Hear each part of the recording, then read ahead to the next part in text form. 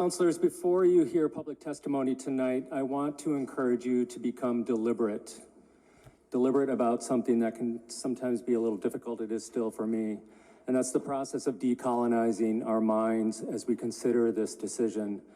You will hear comments tonight suggesting that the voices of the Abenaki First Nations at Odanak and Wallanack should somehow matter less because they are quote unquote Canadian. But that framing itself reflects the colonial mindset we are obligated to interrogate and to interrupt.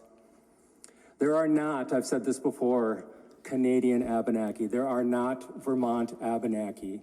There are only Abenaki.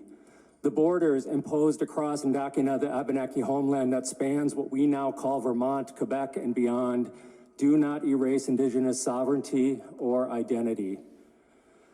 And Vermont's state recognition process did not and cannot create sovereign Indigenous nations. The groups recognized by Vermont statute are not sovereign First Nations.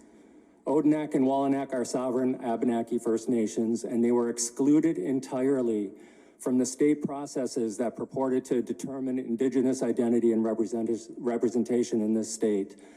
That exclusion matters because tonight you are not simply deciding whether to place a statue, you are deciding whose voices this city believes should be centered when interpreting the history of this land and the legacy of Chief Greylock.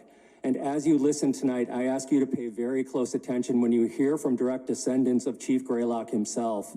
That voice matters perhaps the most. We should have the humility to listen carefully when descendants of the very people we claim to honor ask us to reconsider how we proceed. This land was Indakina long before it was Burlington. The original caretakers of this land still exist at Odanak. Their voices still matter, and they must be centered in the decisions that affect their identity, their representation, and their cultural history. Thank you.